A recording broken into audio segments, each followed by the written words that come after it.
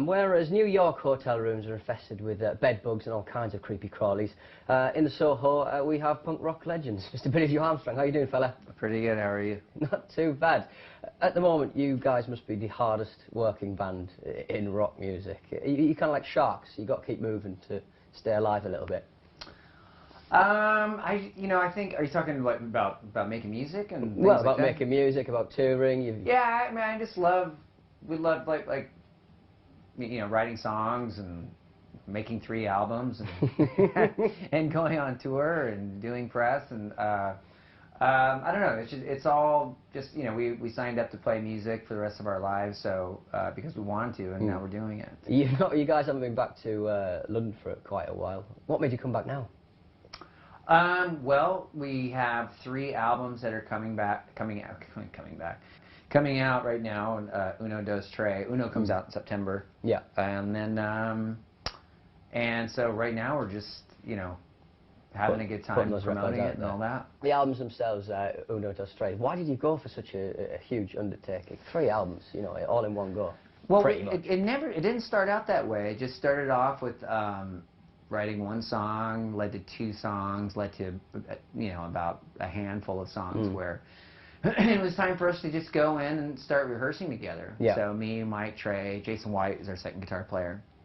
We just went in and just started, jamming, arranging the songs and things like that, and then more songs ended up getting written, and then and we thought we would do this thing where it would you'd have a bunch of songs and you'd pick the best of the batch, but we ended up falling in love with so many of the songs that we just decided, after about 30, we just said, hey, let's do a 3-volume set. Yeah. So but then have fun with it, just put our faces on it, and I think it's more just kind of refreshing and getting back into having a good time, especially the last 2 records sort of bookend sort of like this really intense political part of like songwriting and stuff like that, where this is sort of like back into the garage kind of feel to it. Yeah, just a bit of a rock out. So you consciously sort of pulled back from being political, because all music is ostensibly political to varying degrees.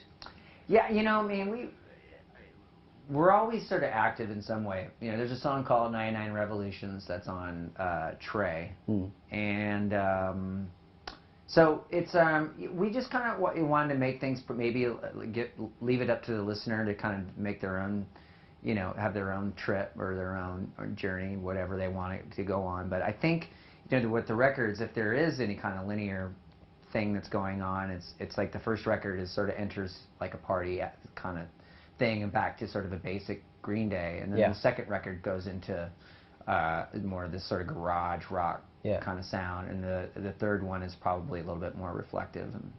And my favourite Foxborough track, "It's Fuck Time," is on one of the albums. Yeah, well, when I wrote "Fuck Time," it was intended to be a Foxborough Hot Tub song. So, but we liked it so much, we just said, we should just make this a Green Day song. Yeah. So, I mean, why, why give it to a few people when you can, like, say something that ridiculous to the masses? Was there a chance that there was going to be another Foxborough album instead of perhaps the 3rd Green Day album that you're going to put out now? Well, no, not really. I mean, that's mostly just a live thing that we do now. So it's, but I mean, technically, Foxborough Hot Tubs is a Green Day record. Yeah, so. Yeah, because you kind of worked with Freese and a couple of the other people that kind of hung around on Green Day releases as well. So it's not a hugely different process writing for Foxborough than writing for Green Day, presumably. No, not really. But I think we, the last record, 21st Century Breakdown, was everything felt really intense. Yeah. And to a point where it started to feel a bit strained in the process. Where the relieving thing about doing Foxborough Hot Tubs is like we were just sort of winging it and just kind of writing these songs just off the cuff. And I think we sort of kind of, doing Uno, Dos, Tres, we sort of grabbed that sort of feeling and that philosophy and just started kind of doing our songs more like that. We'd been asked before, like, do you want to do, would you ever do a record like Dookie or Kerplunk or Insomniac again? And for us, it was just always like, well, we have to be inspired to write records like that. Yeah. It can't just be, doing it because that's what people want, or Yeah. that's what's expected. So we ended up, we ended up almost, getting into new guitar sounds and things like that, and it gets sort of almost like a rootsy sort of, like a sound that's somewhere between the cross between like AC/DC and the Clash or something as far as guitar tones. So, but still kind of trying, through the Green Day filter, I guess. Yeah. The first couple of tastes of Uno, the track All Love, and you've also got Killer DJ as well. It's two very different styles, I suppose. One's very anthemic, another one's kind of quite out there, quite beatsy at times. Yeah, I mean, there's one is almost like sort of like a almost like a discotheque kind of feel to it, or something with Kill the DJ, and then Oh Love just has that more of an epic kind of sound to it, or whatever. That Uno is the interesting thing, is more of a back to basics kind of Green Day sound to it, with all the other songs like Nuclear Family and Stay the Night and Carpe Diem and Lost Control and things like that. So it's they represent the record, but they're more I guess more of like single kind of tracks. Yeah, it's not indicative of the style of the whole album, I suppose. Yeah. Yeah. Oh Love, the video, that looked like a lot of fun to film. Oh my God. You have no idea. That was probably the funnest video we've ever made. Is there a little bit of like, oh, she is not wearing much clothing, I don't think I'm going to get much work done today? Well, I have to say that was Trey's idea. He started asking those questions, what the women that were, what they were comfortable with. So it was really fun to make, and the women that were in it were really cool to hang out with. And, I think it's really unexpected. I think threw a lot of people off guard that we made this. Little Lady in the Tramp moment with you and the girl and the chewing gum. Is it chewing gum or is it? It's chewing gum. Is it yeah. Meat in the middle. Yeah, I think as time went on, while we were making the video, it just got more and more. It just things started getting more and more tension was building in the room. So we It was either being silly or a big orgy might break out. Yeah, it was like, okay, let's get in the car and let's split immediately. Let's do something. You've got 2 documentaries coming out as well. About the making of the... Yeah, the one we did a making of the 3 albums, which is not really like a documentary where we're kind of talking about it, like a talking head, like, sitting down going, this is what happened, it's not like... This is what pedal I used. Yeah, it's not like, it's not like, it's something on a Jersey Shore or something. Yeah.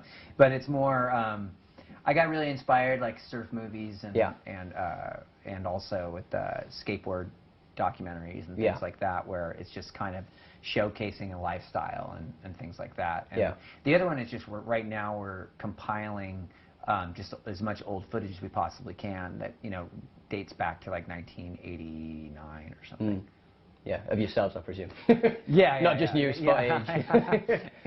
You've always been quite sort of giving when it comes to stuff like that. Do you feel that's more important now than ever? I don't know. We've always broke the boundary between the band and the audience.